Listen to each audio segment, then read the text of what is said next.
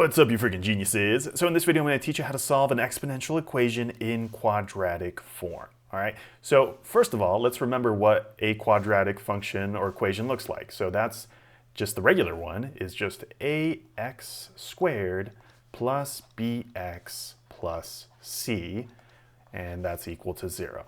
Okay, so notice for just this regular quadratic, the variables that we have are x and x squared, right? So the equivalent for this exponential equation would be e to the x and e to the x squared.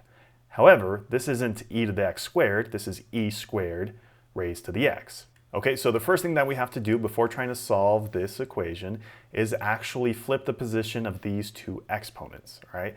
Because like we just said, we want e raised to the x, right? So we want this x to be basically where the 2 is, and then we're going to move the 2 to the other side. So we can rewrite this a little bit as e raised to the x times 2, or raised to the second power. Okay, now the reason that we can flip these two is because remember, with multiplication, order doesn't matter, right? So 2 times x is still the same thing as x times 2.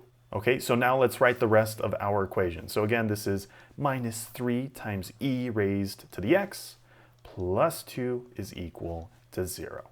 Okay, now we're going to solve this equation like we solve just kind of regular quadratics, which is often by factoring.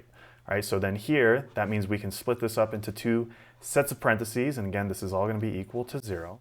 Okay, so whenever we factor an x squared term, we can normally break this up into x times x, right?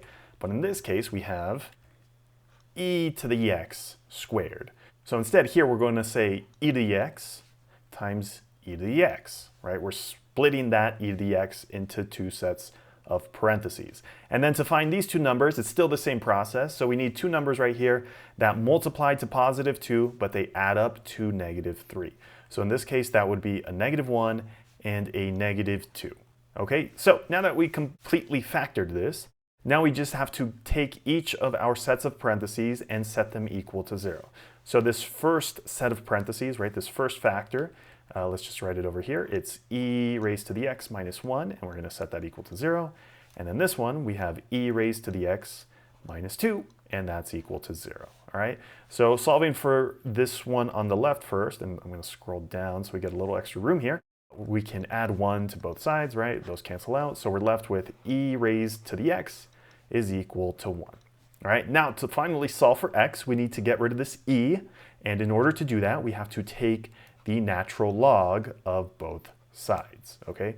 So then when you do that, the natural log and the e cancel each other out, and then we're simply left with whatever was in the exponent, so that's just an x in this case, and that's going to be equal to this side, which is the natural log of 1, which is simply equal to 0, all right? So we got one solution right there for x. Now to find our other solution for x, we just need to solve this one now. So again, the first thing we want to do is get rid of this negative 2, right? So we'll add 2 to both sides. Those cancel out, so we're left with e raised to the x is equal to positive 2, all right?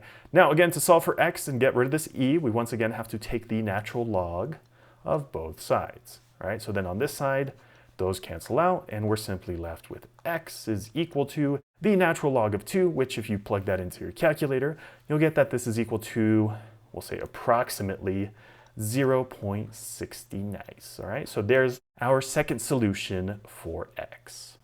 So if you found the video helpful, make sure to leave a thumbs up down below. And if you have any questions, let me know in the comments section below.